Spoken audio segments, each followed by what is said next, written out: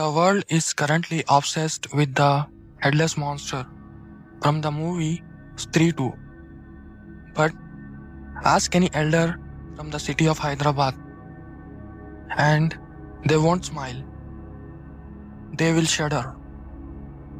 Because for them, the Headless Man is not a movie character. He is a memory. A nightmare that actually happened. In the 1980s and the 90s, Hyderabad was haunted by an entity known locally as Mundi Katta. The most terrifying account of this legend involves a pan shop. Imagine this. It is 11 p.m. on a desolate road in the old city. A pan shop owner is about to close up. Suddenly, he hears heavy footsteps. A tall, broad-shouldered man emerges from the fog, wearing a long black sherwani. He approaches the shop and speaks in a deep, gravelly voice. Make me a sweet corn. The shopkeeper, assuming it's a wealthy patron or a wrestler, quickly prepares the order. He bows his head, wraps the betel leaf, and extends his hand to give it to the customer. But as he looks up to collect the money, his soul freezes. The broad shoulders are there, the coat is there, but there is no head, just a served neck, raw and terrifying.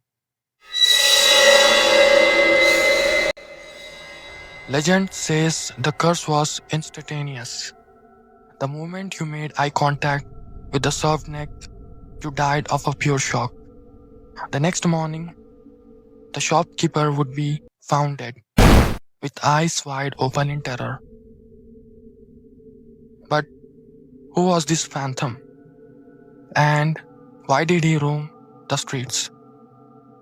The elders of Hyderabad tell 3 different stories about his origin, and each one is more tragic than the last. The first story comes from the Erra Manzil Hill. It is said there was a wealthy Nawab who fell into deep debt to pay for his daughter's wedding. On the very day of the wedding, loan sharks abducted him and beheaded him. Local believe his spirit still wanders the hill, trying to attend his daughter's wedding.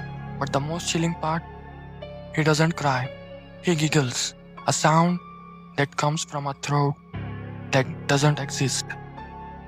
The second and the most popular legend is one of the Pehelwan, wrestler from the Mangalhat. He was an unbeatable champion in the 1980s. His rivals knew they couldn't defeat him in a fair fight. So one night, they ambushed him from behind. They didn't just kill him. They served his head and stole it as a trophy. Because his body was buried without a head, his soul never found peace.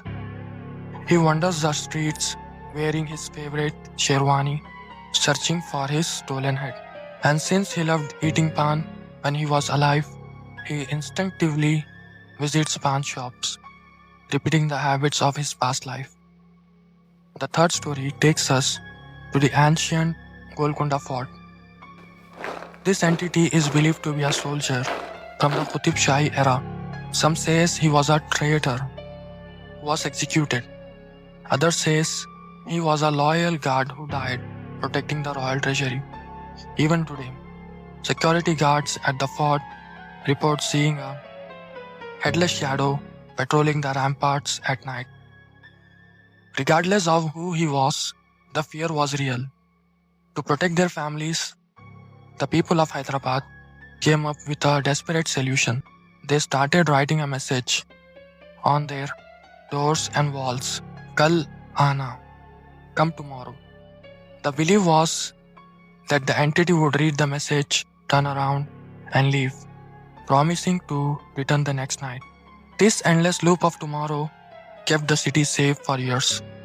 But here is the question.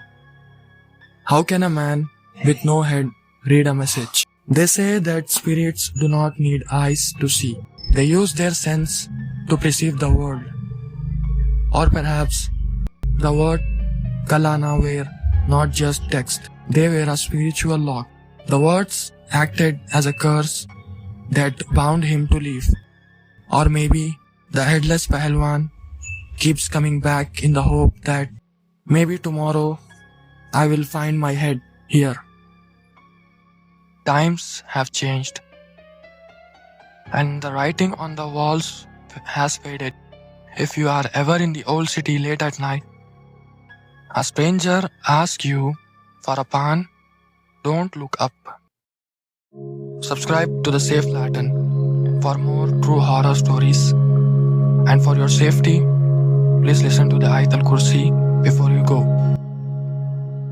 بسم الله الرحمن الرحيم